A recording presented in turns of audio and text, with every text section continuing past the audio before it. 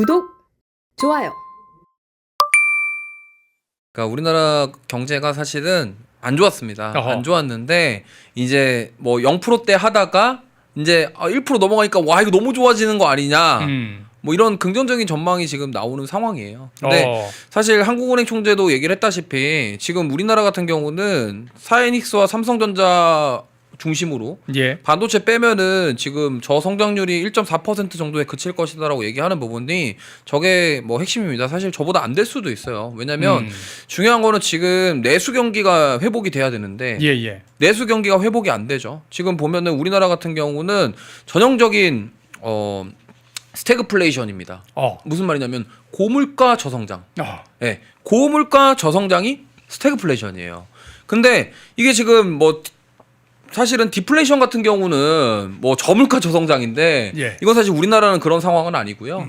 근데 어쨌든 물가가 안 내려오고 고물가인 상황에서 성장이 둔화되는 게 스태그플레이션이에요. 예. 그러니까 지금 그러한 형태로 가고 있고 이미 들어왔거든요. 그런 단계로. 근데 이게 지금 여기서 만약에 갑작스럽게 드라마틱하게 올해 무슨 뭐 드라마틱한 반전을 이룬다. 그렇게 보기는 쉽진 않습니다. 어허. 다만 반도체는 예외예요. 근데 반도체가 이렇게 지금 뭐 메모리 반도체부터 시작해서 이렇게 업황이 좋아지는 가장 큰 배경은 뭐냐면 미국입니다. 그러니까 지금 삼성전자와 SK 하이닉스의 주 고객사가 미국에 있는 기업들이잖아요. 예. 그러니까 그 미국에 있는 기업들이 엄청나게 AI 산업 발전을 위해서 데이터 센터도 짓고 거기에 들어가는 이제 뭐 전형적인 뭐 메모리 반도체라던가 이러한 것들을 다 우리나라 쪽에서 만들다 보니까 이제 그걸로 기여를 해서 지금 저런 게 나온 거지. 사실 그걸 뺀다고 했을 때 지금 우리나라가 경제가 살아나는 것이냐? 이건 사실 언제 성장할지 알 수가 없어요. 그리고 실제로 전망은 지금 뭐 반도체 빼고 1.4%라고 하지만 그렇게 안 될 수도 있습니다. 왜냐하면 그것도 안 나올 것 같아요. 네, 예. 여기서 만약에 물가가 계속 올라가 버리면 이게 저 수치가 안 나오는 게 왜냐하면 지금 우리나라 정부는 부양책을 계속하고 있고 예. 유동성 공급을 계속하고 있죠. 유동성 공급을 계속 하는데도 불구하고 지금 뭐 그래서 소비가 막 살아나고 막 이게 경기가 회복된다 이런 모습이 지금 안 보여요. 왜냐하면 지금 올해도 보시면은 소비 쿠폰을 발행을 했는데 예. 실제로 경기가 살아나지 않았다라는 겁니다. 그게 이미 다 조사에 네, 나왔죠. 이미 조사의 통계로 나와 있는 상황인데 그럼 내년에 또 푼다고 그러죠. 올해 또 푸는 거죠. 네, 올해죠. 예. 맞죠. 올해 또 푸는데 그게 실제로 경제 성장을 불러올 수 있겠냐는 사실 미지수예요. 왜냐하면 소비 쿠폰만 쓰고 안 사는 거고. 왜 소비가 대체된다고 그러죠. 그렇죠. 소비 쿠폰 받은 거 가지고 밥 사 먹고, 그렇죠. 소비 쿠폰 받은 거 갖고 뭐 안경 사고, 그리고 나서 나머지 돈은 그건 그냥 다시 또 소비하는 게 아니라 그대로 그냥 네. 저축하든지 아니면 네. 주식을 사든지 그렇게 되는 겁니다. 그러니까 물가가 너무 비싸다 보니까 예. 소비가 회복이 되게 어려운 거예요.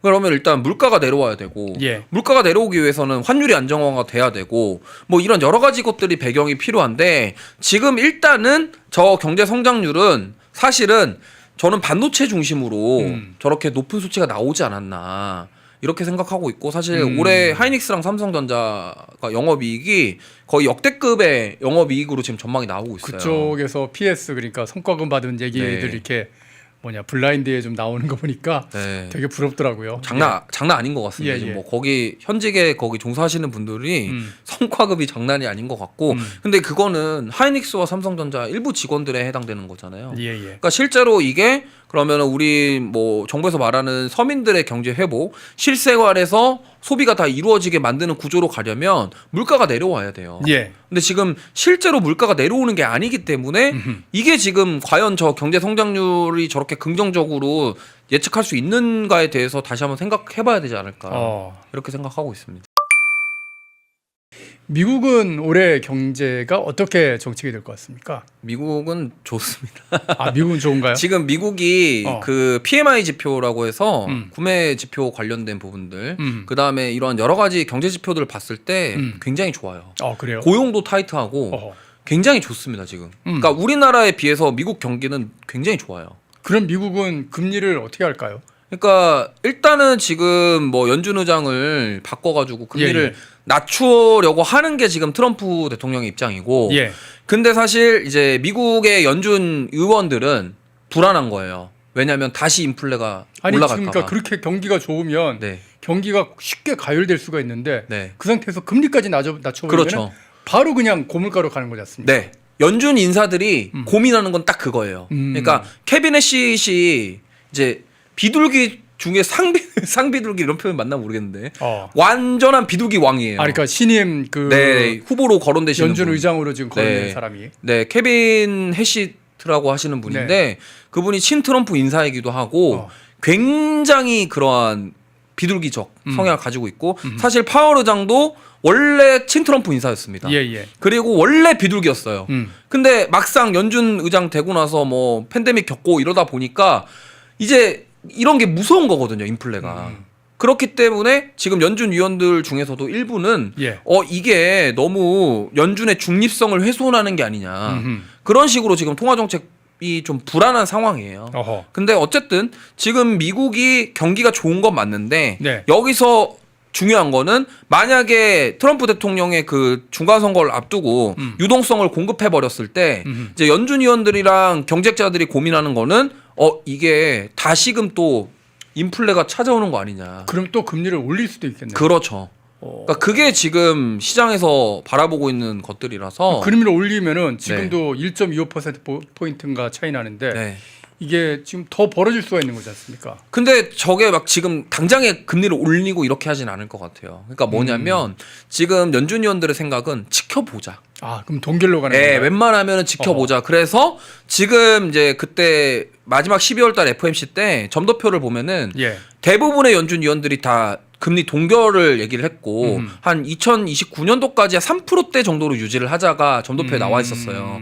근데 이제 시장에서 받아들이는 건 뭐냐면 캐비넷 시시 엄청난 비둘기파이기 때문에 만약에 캐비넷 시시 연준 의장이 되면은 금리를 의도적으로 낮출 거다. 좀 더 낮출 것이다. 그리고 트럼프 대통령의 중간 선거 때문에라도 유동성 공급과 여러 가지를 위해서 금리를 낮출 거다라는 기대감이 시장에 지금 어느 정도 깔려 있는 상황이에요.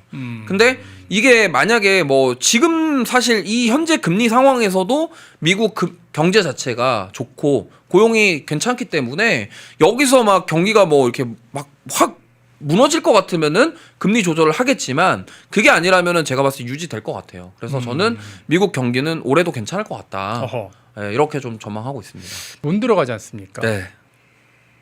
내년 그러니까 올해군요. 이제 올해에도 나라 빚을 지금 뭐 225조 원을 더 빌려가지고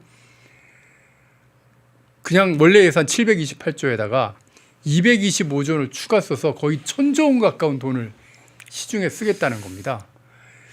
이게 좀 괜찮은 건지 모르겠어요. 이게 지금 연도별 국고채 발행 규모를 제가 좀 쭉 한번 모아본 건데, 그러니까 2017년 전이면 박근혜 정부 때지 않습니까? 박근혜 정부 때는 한 100조 원 정도 발행하다가 문재인이 들어서면서 뭐 비슷하게 가다가 2020년에 그 코로나를 빌미로 해가지고 130조 원, 그 다음에 2021년에는 180조 원으로 그렇게 늘려놨어요. 네. 너무 많이 늘려놨기 때문에 나라 빚이 너무 많아지면은 그 다음에 갚아야 되는 돈이 또 늘어나거든요. 그 갚아야 되는 돈이 다 마련이 안 되니까 국고채를 또 어쩔 수 없이 또 발행해야 되는 게 좀 생겨서 그래서 그걸 줄여가는 게 윤석열 정부였단 말입니다. 네. 168조, 165조, 157조로 겨우 줄여놨는데 이걸 지금 다시 박근혜 정부 때처럼 100조 원 이하로 줄여야 되는데 이재명이 지금 226조 원, 225조 원을 빌린다는 거예요. 이거 괜찮겠습니까? 안 괜찮죠. 저게 그러니까 결국에는 저 빚이 화살이 되어서 국민들에게 돌아옵니다.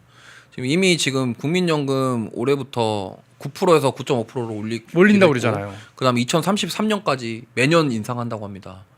그러니까 이미 지금 시작이 됐어요, 살살. 그리고 더 중요한 거는 저렇게 빚을 내면은 결국에는 제가 저번에도 말씀을 드렸지만 국채를 자꾸 발행하면은 그 국채가 떨어진 가격을 맞춰주기 위해서 금리를 올리죠. 예, 금리를 올려줄 수밖에 없어요. 그러면 채권 금리 올라가면은 주담대 올라가고, 그러니까 결국에는 그게 다 주담대 올라가고 물가 올라가고 다 그렇게 그렇죠. 되는 거죠. 주담대 올라가면은 결국에는 우리 변동금리로 대출 받으신 분들은 계속 갚아야 될 빚이 늘어나는 겁니다. 그게 스태그플레이션이에요, 여러분. 네, 맞습니다. 그러니까 결국에는 저러한 것들이 결국에는 유동성 공급을 해가지고 뭔가를 하려고 하면요. 지금 우리가 만약에 이런 거예요. 우리가 물가 자체가 낮아서 경제를 확 살려야 되는 상황이야. 코로나 예. 때문에 코로나 팬데믹 때처럼 진짜 이거는 글로벌 경기가 완전히 다 침체가 돼가지고 한 번에 끌어올리기 위해서 유동성을 공급하는 거는 어쩔 수 없다 칠 수 있습니다. 아, 근데 그때도 너무 많이 공급했어요. 그렇죠. 근데 뭐 우리가 미국처럼 어느 정도 커버가 될 수 있는 우리가 기축통화가 네, 아니잖아요. 그렇게 되면은 모르겠는데 지금 그렇게 해서 한 번 실패를 겪었잖아요. 근데 이거를 또 이렇게 해가지고 결국에는 저 화살이 국민들한테 돌아올 수밖에 없고 저 빚을 어떻게 감당할지도 잘 모르겠으며 지금 저렇게 유동성을 공급해가지고 그러니까 정부가 개입해서 유동성 공급해가지고 끌어올린 증시는 결국엔 또 다시 무너질 수밖에 없습니다.